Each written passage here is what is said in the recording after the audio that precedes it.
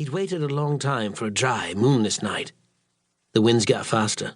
The tremors under his feet made him unsteady. The whispers were small words of encouragement. It was time to move. He pulled the branches of the laurel bush that grew in a corner to one side. His footsteps were light. No rustles, no noise. There was no security light as he stepped onto the patio. He reached under the flower pot for a spare key. The pot scraped on the paving slab. He paused as he looked out for a light in one of the windows, but they stayed dark. The key was there. He crept to the back door, staring through the glass as he hunted for a sign of movement inside, but it stayed dark and still. He turned the key slowly, letting out a breath at the slight clunk of the lock. The door opened silently, as he knew it would. She didn't know that he'd oiled the hinges. The back door, and all the rooms in the house, so that he could move silently. He'd been in there before, when she'd gone out, learning his way around the house. He knew the weak points, the creaks and the groans. Avoid the third step. He moved quickly, his breaths getting faster under the hood. He tried to concentrate, but the ground moved beneath his feet, the whispers in his head like chants. He passed the doorway to the other rooms, the streetlight at the front providing a half-light in the hallway, until he reached the bottom of the stairs. He stared upwards. It seemed darker up there. A droplet of sweat ran into his eye, making him blink. He kept to the edge of each step, striding over the third one, his clothes brushing the wall. He paused at the top.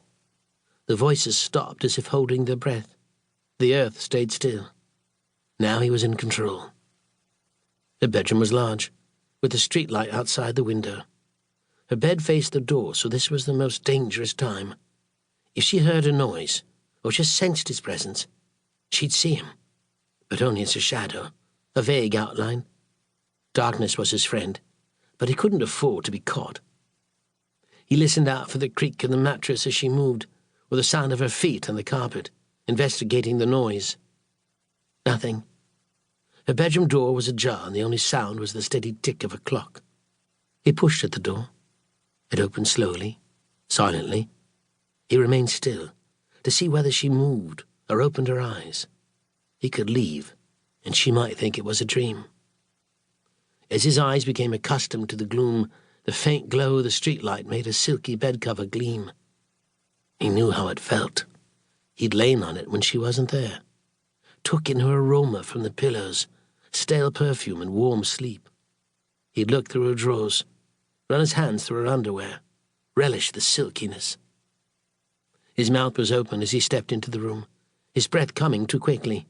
Stay in control. She was under her covers, lying on her side, facing him, the sound of her sleep so gentle. If he closed his eyes for a moment, he could smell her. He knelt by the bed. Her face was inches away, her lips soft and full, her hair over her cheek, her fingers slender over the duvet. He reached out, but stopped. Not yet. He'd always promised himself. Not that. He closed his eyes again. The voices were back, the chants like a rolling rhythm, the wind blowing through the bedroom. The voices now like drumbeats, tempo increasing, his heartbeat racing. He took long, slow breaths to calm himself and let the voices fall silent. The drumbeat stopped.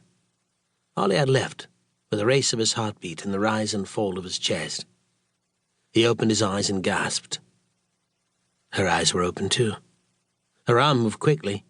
He tried to move backwards, panicking, but he was kneeling down so his toes jammed into the floor. He saw the lamp just before it connected, small but made of brass, and with a narrow edge. She brought it down hard. The last thing he remembered was the loud clunk when it struck his forehead, in the blinding flash of pain. Then there was nothing. Chapter 1. Present Day. Dan Grant stood in front of the mirror.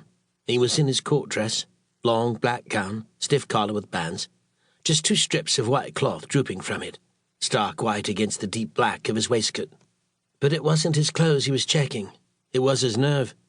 He was looking for a flush to his cheeks, a giveaway look in his eyes. But everything looked as it should.